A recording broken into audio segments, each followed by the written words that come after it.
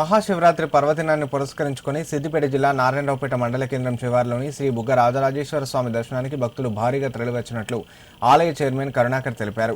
ఈ ప్రాంతమంతా సుభిక్షంగా ఉండాలని స్వామివారికి అభిషేకం, ప్రత్యేక పూజా కార్యక్రమాలు నిర్వహించినట్లు తెలిపారు. భక్తులకు ఎలాంటి ఇబ్బందులు తలెత్తకుండా ఆలయం వద్ద అన్ని ఏర్పాట్లు పూర్తి చేసినట్లు చెప్పారు.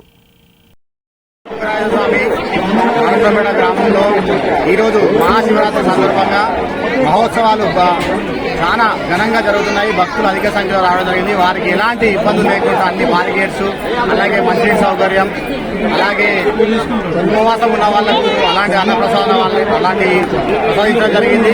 అలాగే ఈసారి ఏమైందంటే 10 పార్కింగ్ ఇబ్బంది ఉండడం వల్ల ఈసారి గుడి తరపున పార్కింగ్ స్థలం డోనర్స్ ద్వారా తీసుకొని 5 ఎకరాల ల్యాండ్ లో ఈ దేవాలయానికి ఫ్రీగా పార్కింగ్ చేయడం జరిగింది. దీనికి సహకరించిన దాతలు, అలాగే ఇంకా ముందు సహకరించిన దాతలకు వాళ్ళకు ప్రత్యేక ఈ శివుని ఆశీస్సులు ఉండాలని ఎన్నవేళ కోరుచున్నాను.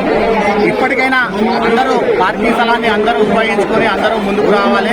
మన గుడి ఆవరణలో అన్ని సౌకర్యాలు ఉన్నట్టయితే ప్రజలకు ఎలాంటి హాని జరగకుండా ఉండాలంటే మనం కూడా తన వంతు సాయంగా మనం తోడ్పాటు ఉండాలని కోరుచున్నాను.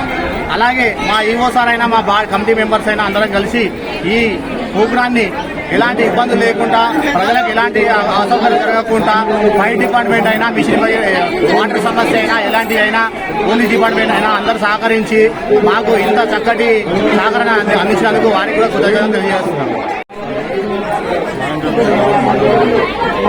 మహాశివరాత్రి భక్తులకు సౌకర్యవంతంగా క్యూ లైన్లో నీటి వసతి, మంచినీటి వసతి మరియు సులభ మందిళ్ళు అన్ని ఏర్పాటు చేయడం జరిగింది. దాంతోపాటుగా దేవాలయ భూమి 8 ఎకరాలు 9 గుంటలలో 5 ఎకరాలు దాన్ని లేవల్ చేయడం జరిగింది. భక్తుల సహకారంతో, భక్తుల డొనేషన్స్తో, వాళ్ళ సహకారంతోనే క్లీన్ చేయడం జరిగింది. దాన్ని భక్తుల సౌకర్యార్థం ఫ్రీ పార్కింగ్గా దాన్ని చేశాము.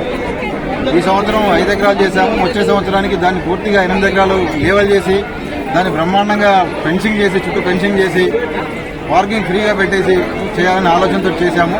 దానికి సహకరించిన భక్తులందరికీ ధన్యవాదాలు, నా తరఫున ధన్యవాదాలు, మా కమిటీ తరఫున ధన్యవాదాలు తెలియజేస్తున్నాను.